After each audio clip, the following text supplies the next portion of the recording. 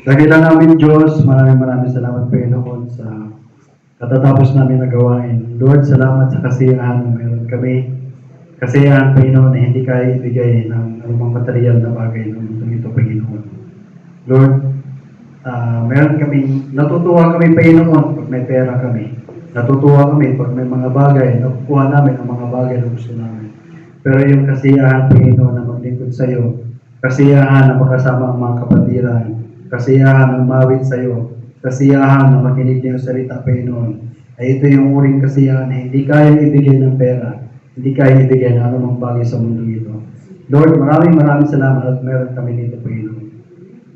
Nawa Panginoon, ang iyong pangalan na siya na itaas namin Panginoon sa lahat ng ginawa namin, lahat ng pag-aawitan, lahat ng mga testimony, lahat ng pakikinig niya salita na Panginoon, ikaw ang siya na itaas Panginoon sa aming kalagitnaan.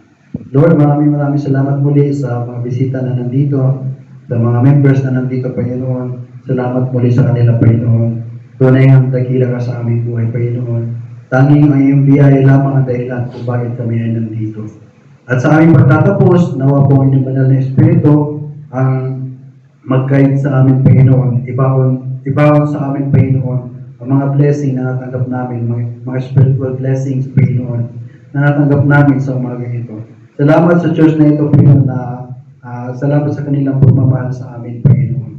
And I pray na ibuhos niyo po ang napakaraming pagpapala sa kanila Panginoon.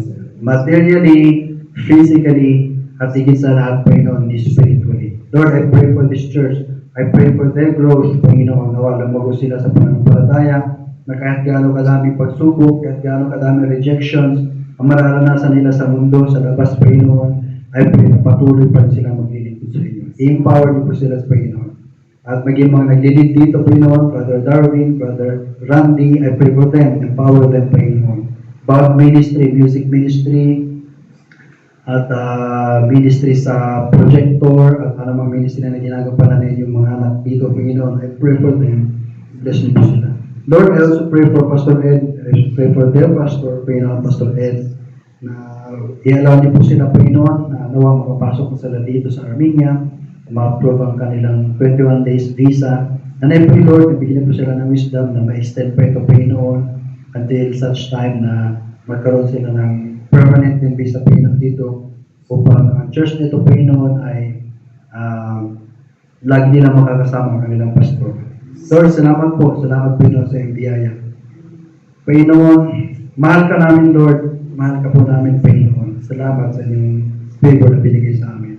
At lahat po nito kami dinadalangin at pinapasalamatan. Ingatan niyo po kami, Lord, sa pagsisimula ng linggo. Mga magtatrabaho, bigyan niyo po ng wisdom sa kanilang trabaho, bigyan niyo po ng kalakasan, at ingatan niyo po sa kanilang pagbiyahe sa araw-araw, Lord. At lahat na ito kami dinadalangin at pinapasalamatan sa tangi at dakilang pangalan lamang na aming Panginoong Yesus na tagapagligtas at buhay namin na Diyos. Amen and amen.